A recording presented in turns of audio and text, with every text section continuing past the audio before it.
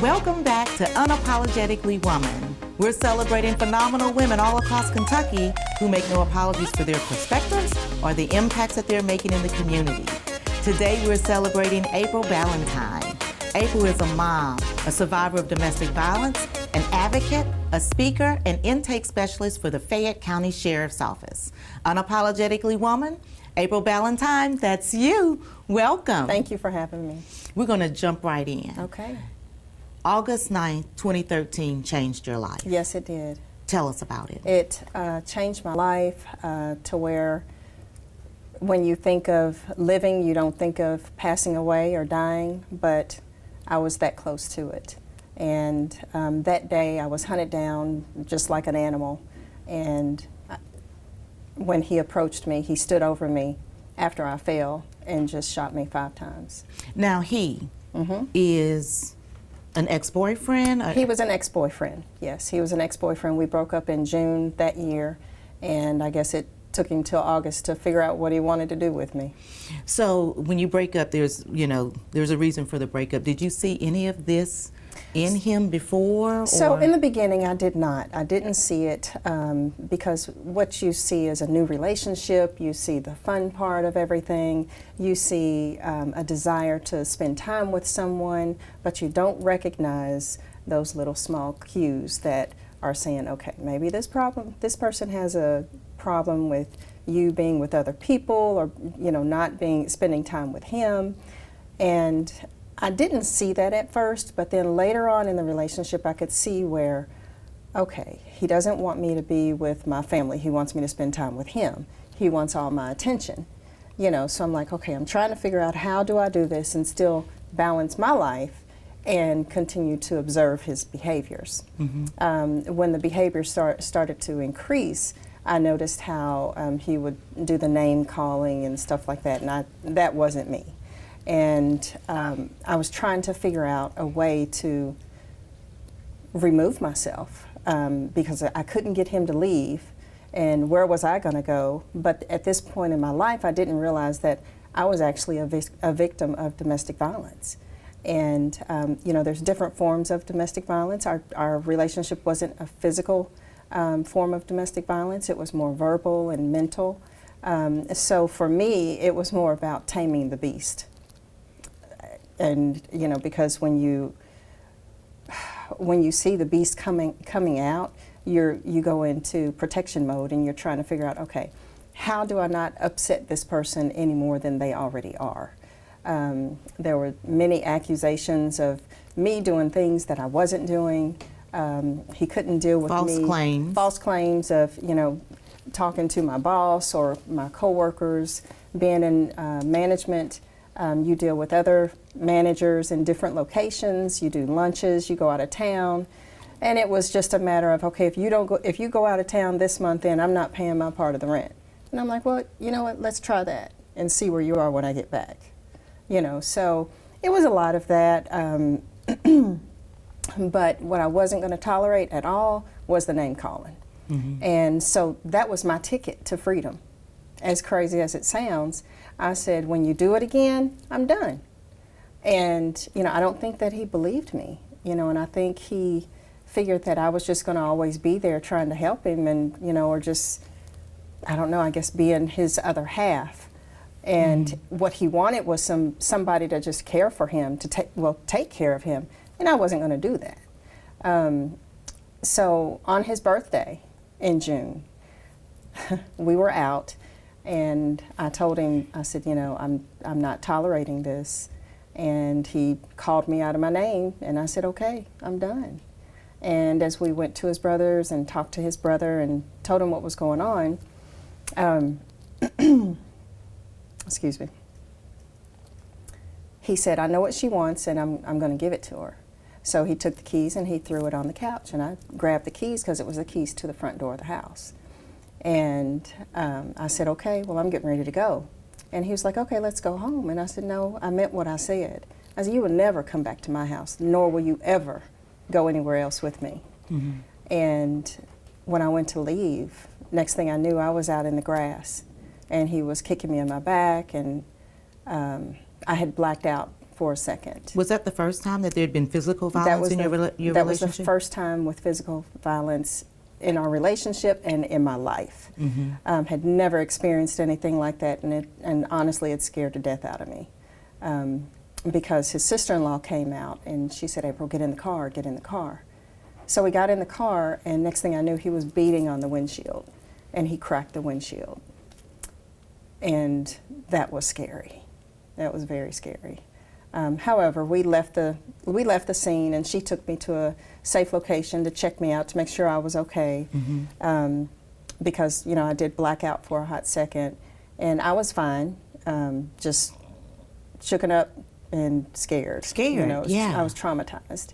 So he actually went to jail that night. I called the police, and he was like, "Well, can I just come home and I'll sleep in the basement?" And I said, "No, I don't think you understand that I'm done," and I meant that. And so he went to jail that night. He was in there for a couple nights, and I talked to his brother, and I said, "I'm going to get all of his stuff together," and I said, "You come get it Friday. He needs to get the registration on this vehicle and everything." And I said, "What you don't take is going to the trash." And that was the last time he ever, had came to my house, and we broke up.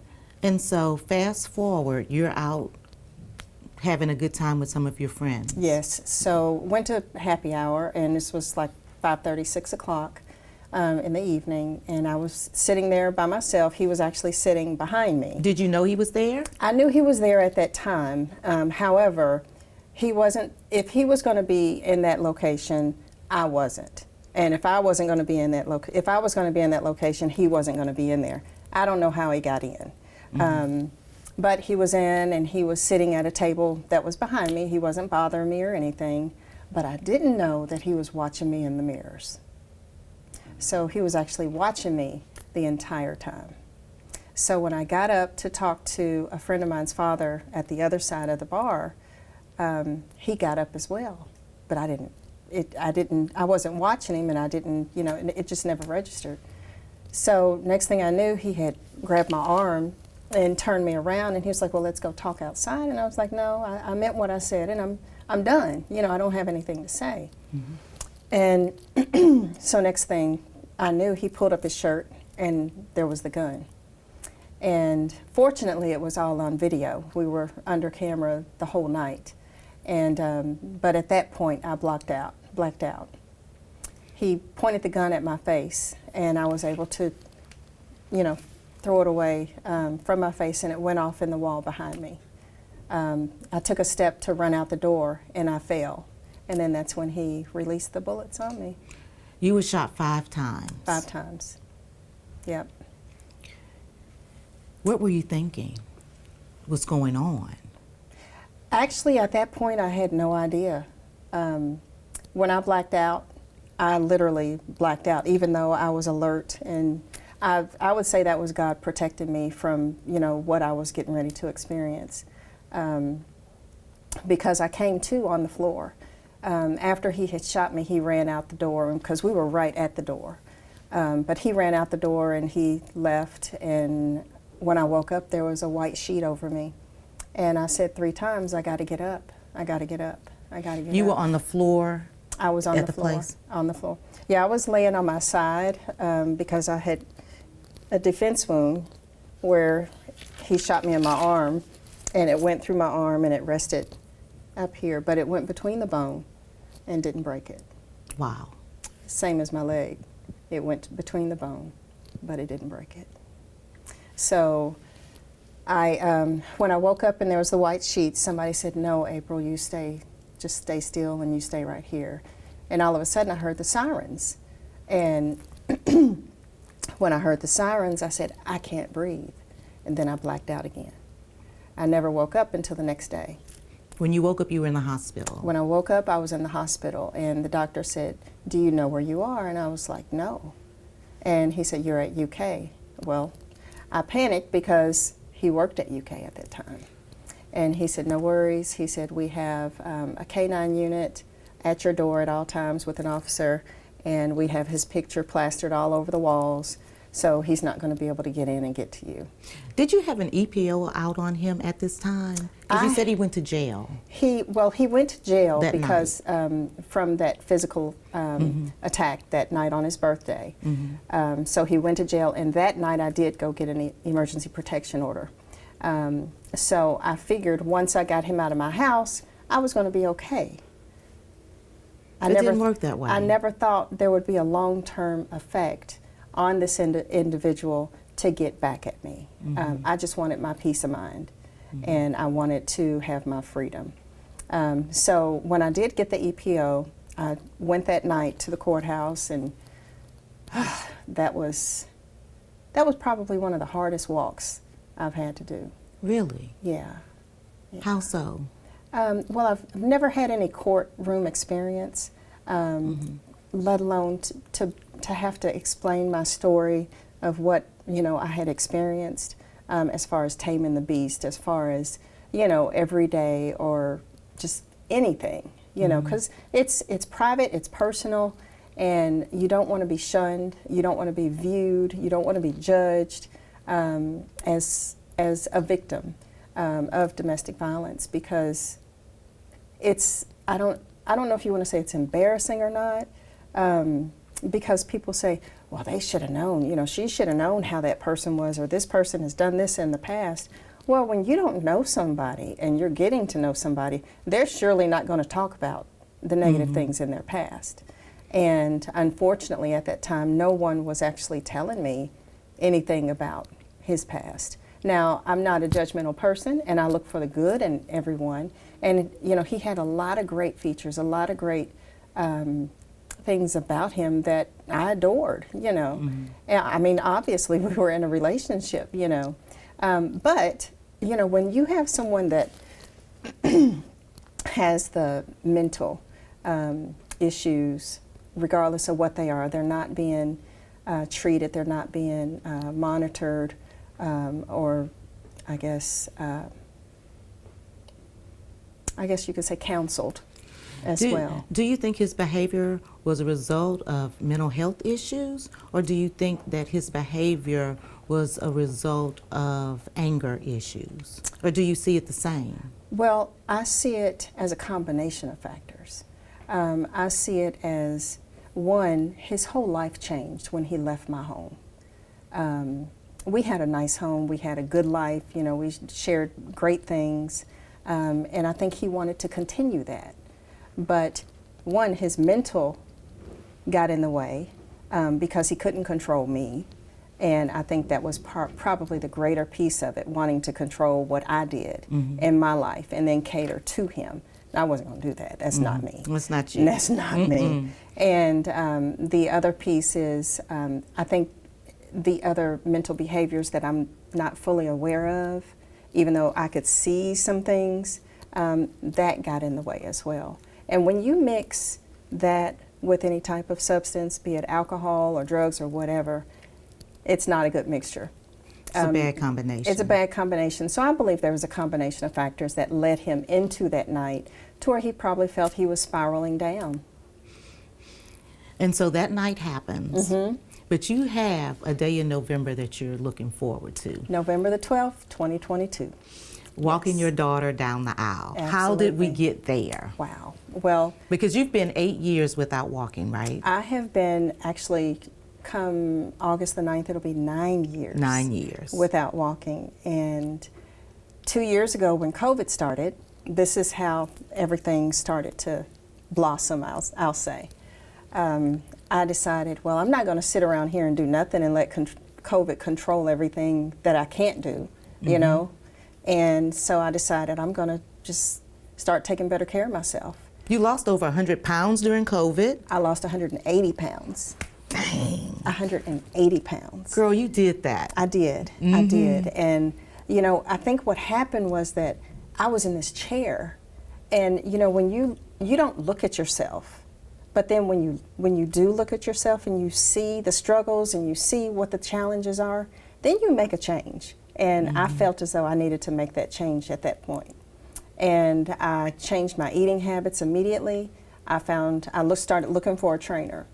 I see you in that gym. I tell said, you oh, what. there she goes. But you know, the thing about that is that it's not just finding a trainer. You got to find that right special person that you can connect with. And I will tell you, when I reached out to my trainer and I said, hey, you know, I didn't know you train people because I knew him, but I saw someone else's video on Facebook. And I said, I didn't know that you were a trainer, but would you be willing to train me? No hesitation. That was the catch for me, because when you're in a chair and you're paralyzed, someone's going to look at you like, okay, how am I going to train this person? But there was no hesitation with him. He just said yes. And he said yes. That was, I believe that was a Tuesday I asked, and that Saturday I was in his garage. Why don't you give him some props so maybe other people watching the show who David Asbury, BMI, I tell you, he is, I'll say he's the king of training, because what he's done for me. Does he feel sorry for you, and does he cut you any slack? Absolutely not. No slack whatsoever. Do you feel sorry for you?